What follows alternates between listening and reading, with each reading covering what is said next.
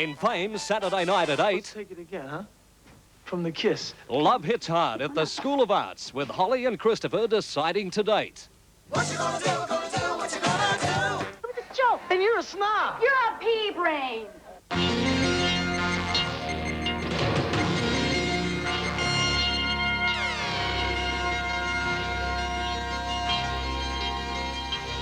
Mount Lyell given a 4-year reprieve. Renison Goldfield says it will now close in 1989.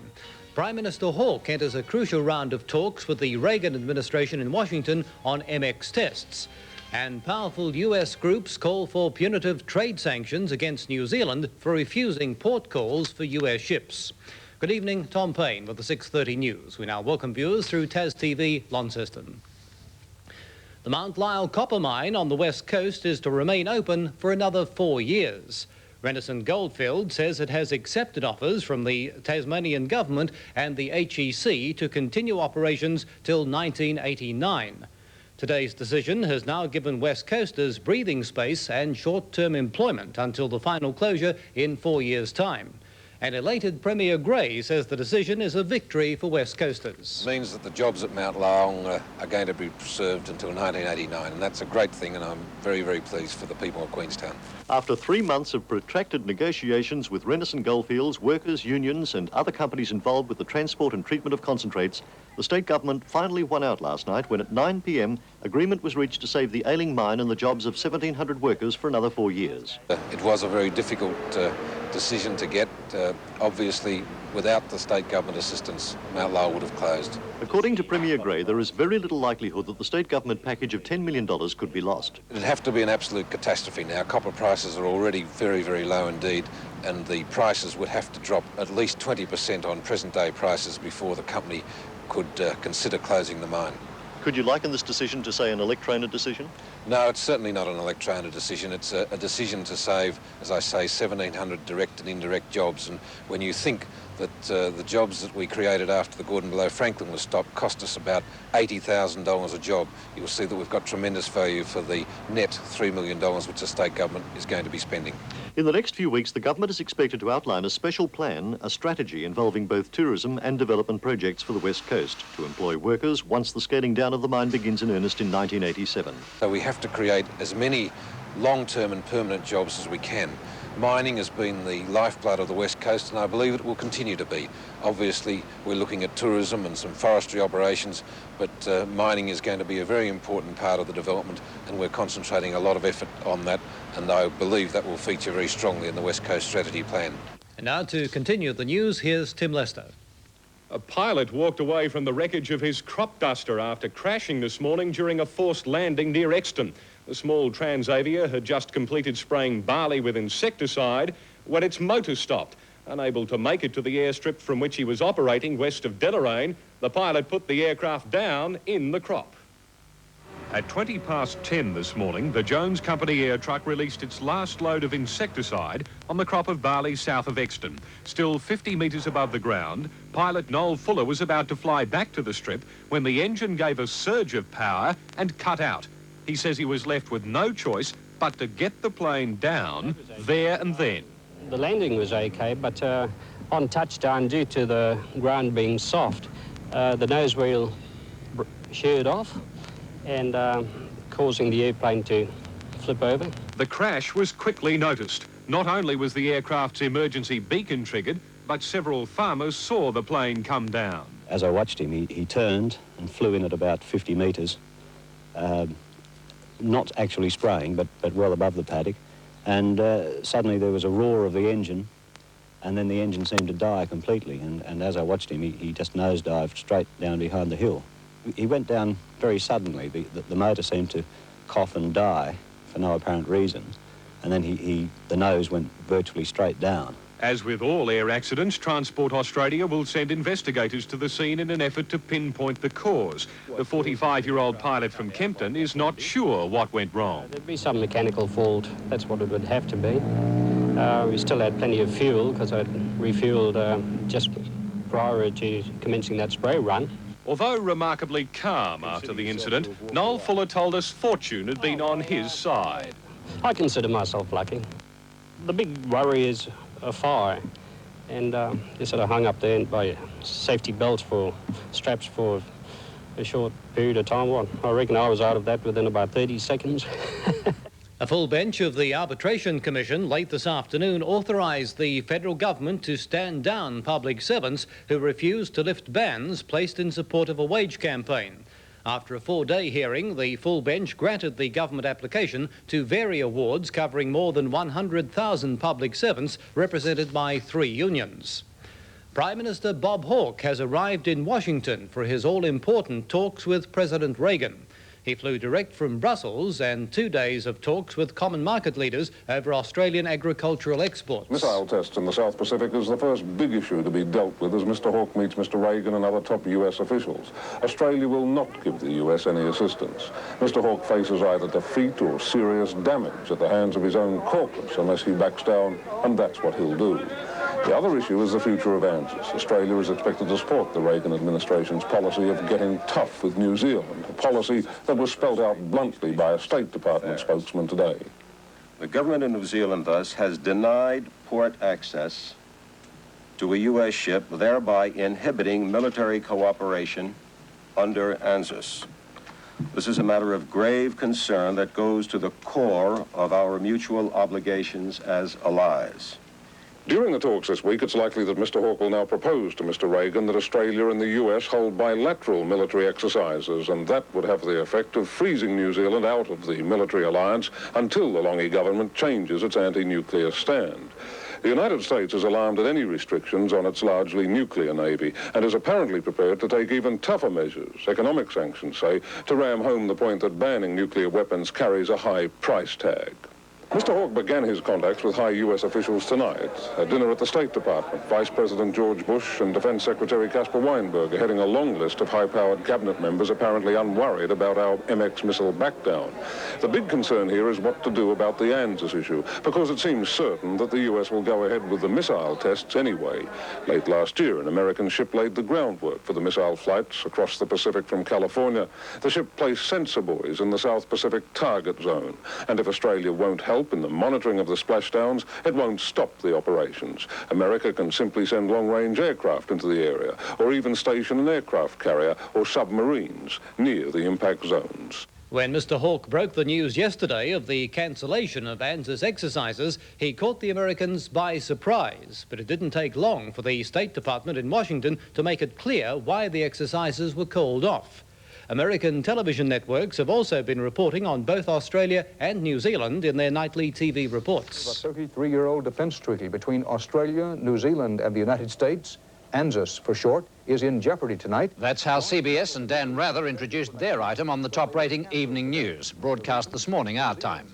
The story mentioned America's cancellation of joint manoeuvres, Bob Hawke's arrival in Washington, and concern that New Zealand's anti-nuclear stance might affect us, Japan and Western Europe. Peter Jennings on the rival ABC network introduced similar themes. The Reagan administration has now cancelled a joint military exercise with New Zealand and Australia.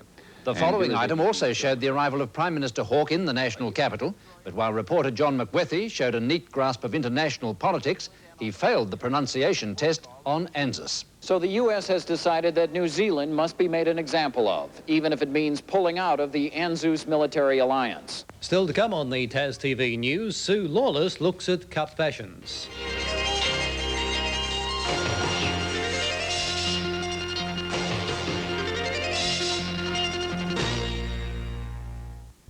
Byrne took the honours and the top prize in the $55,000 Hobart Cup. The fashion stakes provided a very even field, with the fillies predominating. From ELWICK, Sue Lawless reports. Traditionally, the Hobart Cup is a day of finesse, fashion and fun, and today is certainly no exception. Champagne flowed freely, and everyone seemed to agree that the whole day was more than a success. And after all, the weather held out. Down in the members' car park, the champagne bottles were quickly emptying. All that was needed to join in the festivities was a suitable position, bottles of bubbly, and of course a car. While all eyes were on the refreshments, the ladies still held centre stage in their amazing array of fashions, opting more for the brighter colours instead of the traditional black and white. Can you tell me, did you come here mainly for the fashion or for the racing? A bit of both. Yes, exactly. Are you going to have a little bet later? Yes. Excuse me, ladies, did you come here for the fashion or for the racing? for the fashion. Definitely fashion. You're very colourful additions to today's fashion, I must say. Did you spend much time in planning what you're going to wear for today? Oh, no, just tossed it together. But this year, many men seemed adamant that they were not to be outdone in the fashion stakes. Both, mainly for the fashion, as you can see, but, you know, I'd like to have a bit of flutter as well. Do you think the men should pay a little bit more attention to their dress, such as you have today? Well, personally, I reckon it would look a little bit nicer if a few more were dressed up like it, yes.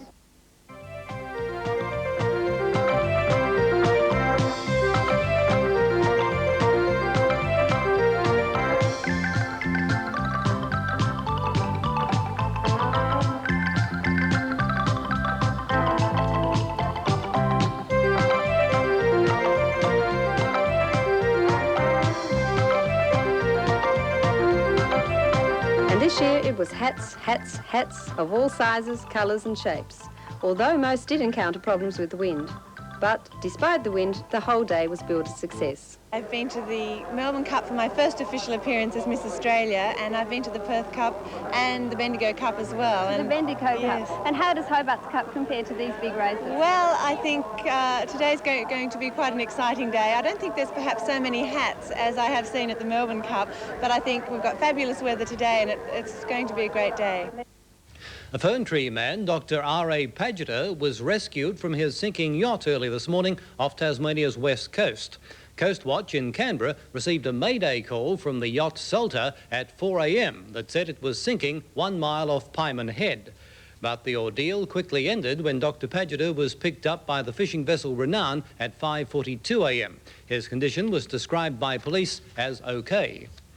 Phase 1 in the rebuilding of a unique part of Hobart's early history began today. One of the earliest and unique hydraulic lifts in Australia is being returned back to its original state in a $10,000 restoration project. Anna McMahon reports. The lift was used to move goods into the Bond store, which is now part of the Tasmania Museum. In 1957, it fell into a state of decay, but 18 months ago, the Lift Manufacturers Association pulled it down and restored its hydraulic base, known as the ram and cylinders. These were fitted today. Next stage will be the rebuilding of the timber lift car, and it's hoped the whole restoration will be completed by Christmas. This, you see, is no ordinary lift. It's believed the lift was built before the turn of the century, making it one of the oldest hydraulic lifts in Australia. And it's also considered unique because it's possibly the first to be fitted with safety gear. The Royal Air Force pilot who was seriously injured when a helicopter crashed in southeast Queensland on Monday has died in the Royal Brisbane Hospital. An RAAF spokesman says 38-year-old Lieutenant Charles Chubb died this morning after suffering extensive brain damage and developing respiratory problems. Lieutenant Chubb was married with 4 children. He was flying the RAAF Amberley-based Chinook when it crashed into Perseverance Dam near Crow's Nest on Monday morning. A delegation from the Polish Episcopate of the Catholic Church is in Tasmania as part of an Australian visit to promote the Polish Agricultural Foundation. Stephen Titmus reports on their meeting with the Tasmanian government. A delegation consisting of Father Aloisi Orszalek and Professor Andrzej Stilmakowski met yesterday with the Premier Mr Gray, telling him that the foundation aimed to support and stabilise the role of the private sector in the Polish agricultural output and to introduce new forms of self-reliance and mutual aid among farmers. At a media conference this morning, Professor Stilmakowski said the foundation also aimed to strengthen the Polish economy and to improve economic efficiency in agriculture. The delegation said the overall program involved a quarter of Poland's population directly or indirectly and 4/5 of its agricultural output. They said the aims and objectives of the foundation had been met favourably by the Tasmanian and Australian governments. Well, a great day and a close finish in the Cup today, Darren. Yes, Tom, the local stayer Mac Byrne defeating the Melbourne horse Kinzan.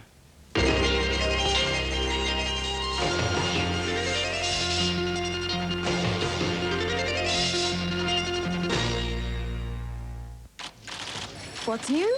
This week's new idea. We go to Liechtenstein for a close-up look at the royals on holiday, and to London for an exclusive interview with the mother of Australia's heart-lung girl. Back home, Peter Brook says everyone's waiting to see him lose, and the tragic story of the Canberra girl who died from measles. We reveal what the Mirror can tell you about your health. What's new in beauty? This super lift out on 8-minute makeovers. Get these 4 great looks. What's new? This week's new idea. That other cheese slice isn't half as good, so choose the one you know you should. Kraft singles every single time. That other cheese slice won't pass the test, so stay with the one that tastes the best. Kraft singles every single time. No other slice has a cheesier taste. This family favorite sets the pace. Kraft singles every single time. Some cars often have trouble getting started and can often take some time to get going and often waste a lot of fuel and often can't get their power to the ground quickly. But new Holden Camira with its new larger engine and Bosch electronic fuel injection gets 30% more power to the road without compromising fuel economy. New Holden Camira. For once, you don't have to compromise on anything. It's double savings at Purity. Not only do Purity keep cutting your food bill, but now they have a special cookware offer. Just collect your checkout dockets and use them for huge savings on this quality imported cookware. This pot will only cost you $3.99, and you'll make even bigger savings on some of these. It's all superb imported cookware. It's double savings. Good food. And good cookware. Cost a good deal less at Purity. Local stayer Mac Byrne, starting at double-figure odds, has taken out this year's Benson and Hedges Hobart Cup in a great finish. Mac Byrne, who was superbly ridden by Brendan Barfoot, narrowly won, defeating the Jeff Murphy-trained Kinzan. Here's Bill Collins. Mindira Etoile looks well out of it, so does Ex-Directory, Scruples near the rear, and Kingborough. They've got 500 to go near the corner, and Kinzan moves up quickly now and has dashed to the lead from Royal Teen. He's going well, the Victorian. 2 lengths in front of Mac Byrne, commencing a run around them. The Incisive looking for a split in the middle, but into the straight. Scruples ran off the track, and Kinzan clear of Royal Teen. They were followed by Mac Byrne. It's the danger. It's coming hard down the outside. Mac Byrne raced up to Kinzan. It's Mac Byrne and Kinzan with 100 to go. Mac Byrne's doing better. Put his head in front of Kinzan, and Mac Byrne is going to the line. He'll just beat Kinzan. Ensign Piper third. A great struggle there. Mac Byrne at 10s, defeating Kinzan at 6-1. Ensign Piper third at 20s. The favourite Maintenon finished 16th, and for people with sweeps, Lordship was last. Now to the next event of the program, race 6, the Invitation Jockey Stakes, in a wide-open betting race. Dandy Lane is going forward around the outside with a great burst of speed as they race to the turn, and the leader's being collared by Lloyd's Freedom, who's darted away. Lloyd's Freedom, the leader now, as they race down 200 metres to go, has moved away by 2 lengths to Palmerston. Then came Bamfield. Epigram is making up ground, and Caronda's starting to charge home down the outside with a great burst of speed. The leader is Lloyd's Freedom. Caronda on the outside is tackling, and Monicus is weaving his way through with Epigram. Epigram will beat them all. Epigram's got up the win. Epigram has come from the tail to beat Caronda, Lloyd's Freedom. Monicus. Great effort by Epigram, coming back a fair way in distance to score at 6-1. Caronte second at 9-1, and Lloyd's Freedom third at 6-1. The daily double at ELWICK, 15 Mac Byrne and 13 Epigram, a dividend of $81.15. Cricket, and after a slow beginning in the first of the World Series Cup finals, Australia at the conclusion of this afternoon's play was 6 for 247, with Alan Border hitting a magical 127. Tas TV will take you back to Sydney straight after the news. The Royal Yacht Club of Tasmania has again challenged for one of the oldest cups in Australian yachting, the Sayonara Cup. Stephen Titmus reports on the trials on the Derwent this afternoon. The Sayonara Cup was revived last year, but has a long and varied history dating back to 1904. For this year's Cup, the Royal Yacht Club of Tasmania has invited 11 crews to try for selection as its challenger, and the trials began on the Derwent this afternoon. The successful crew will be announced on Sunday. Invited contenders include 6 leading Hobart Dragon helmsmen who either performed well in the Barry Calvert match racing series before Christmas or in the Tasmanian Championship. They are Howard Piggott in Jock Robbie, Mick Purden in Wayuna, Ted Lang in Cambria, Bill Bourne in Blue Flame, Matthew Foster in Nan 2, and Stephen Boys in Madge Brit. The other 5 are helmsmen who have excelled in other One Design racing this summer. 2 are from Sharpie ranks, David Healy and Phil Jackman, and Ray Bat sails Diamonds. Gary Smith is the World Fireball Champion, and Bram Canoop normally sails a Soling. If the selection panel cannot decide on the crew for the challenge tonight, further trials will be sailed on Sunday. One of the Dragons used for the trials, Wayuna, was skippered by John Cuneo to an Olympic gold medal in 1972. To win the right to challenge for the Sayonara Cup, the Royal Yacht Club crew will have to beat the Geelong Sailing Club to win the right to challenge the Royal Sydney Yacht Squadron in the best of a 5-match race series similar to the America's Cup later this month. Team manager Peter Reid says Tasmania has a great chance of winning back the Cup, which was last won by the Royal Yacht Club in 1953 with 72-year-old patron of the Sandy Bay Sailing Club, Neil Batt, at the helm. England's cricketers won their first Test series overseas for 6 years when they drew the 5th and final Test against India yesterday. England, who took the series 2-1, foiled India's desperate attempt on the 5th and last day to pull off an unexpected win and square the series. David Gower opened the batting after making 78 in the first innings, and England refused to take any risks. The captain was happy enough with a draw, which would win them the series, which began with defeat in Bombay.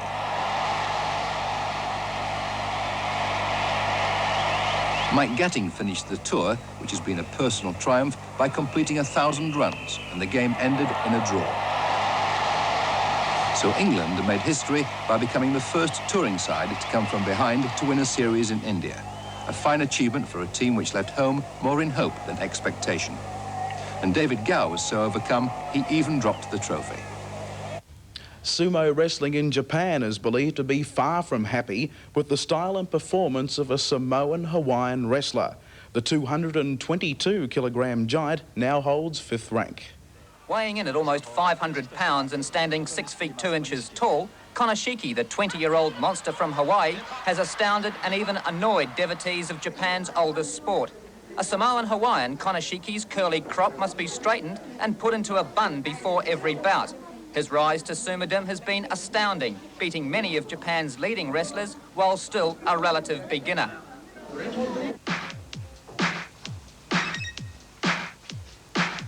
Dance freaks, move around, you know, get down, dance freaks. In a rented Tokyo garage, Konoshiki, who believes the basis of sumo is power and rhythm, trains to a background of soul music.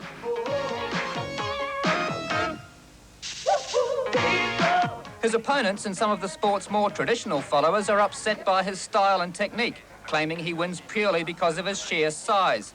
The weight-conscious Konoshiki agrees that beef probably has a lot to do with his success.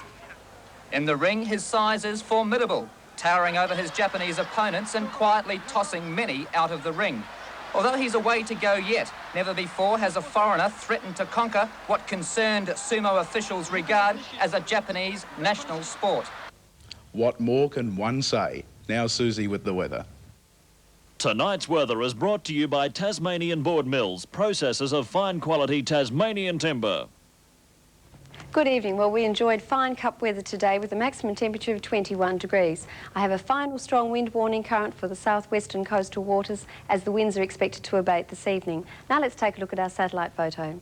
The heavy cloud bands over and southeast of our state are associated with a weak cold front. Behind this are small cumulus clouds in the cool air behind the front.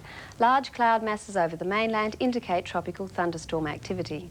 On our synoptic chart, a 1,030 millibar high presently southwest of the Bight is expected to approach Tasmania on Friday and then be over the Tasman Sea on Saturday. Accordingly, another spell of settled weather is anticipated. Our barometric pressure reading is 1,015 millibars and rising. And now for the Tasmanian chart, and firstly for the western, central and southern districts. Should be cool with isolated light showers in the southwest and far south. For the remainder, cool early tomorrow, then a fine, mild, sunny day. And now for the area forecasts, and firstly for the east coast, fine, cool overnight, then a mild, sunny day. For the west, generally cool and cloudy with isolated light showers about the southwest and far south. For the central plateau and upper Derwent Valley, cool and cloudy. For the southeast, Huon, Channel and lower Derwent Valley, fine and cool. For inland waters, west to southwest winds at 10 to 15 knots. For Launceston, remaining fine with a mild sunny day, with a minimum of 8 and a maximum of 22 degrees. For Hobart, continuing fine and cool with a minimum of 10 and a maximum of 18. For the coastal waters forecast, and firstly for the southwest coast between Southeast Cape and Low Rocky Point, west to southwest winds 25 to 30 knots with rough seas decreasing to 20 to 25 knots with moderate to rough seas this evening, heavy southwest swell. For remaining waters, Southwesterly winds at 10 to 20 knots with slight to moderate seas. Afternoon sea breezes in the north and east and moderate to heavy southwest swell in the west. For our friends in the capital cities, Melbourne can expect a mainly fine day and 21 degrees. Sydney, a southerly change developing and 27. Canberra, hot and sultry with 34 degrees.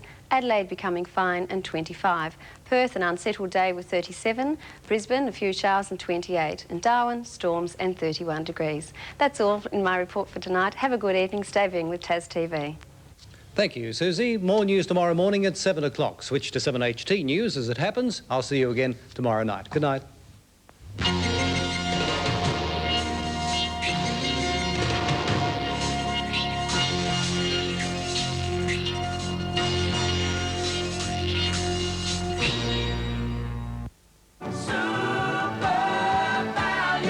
This week's Super Value specials include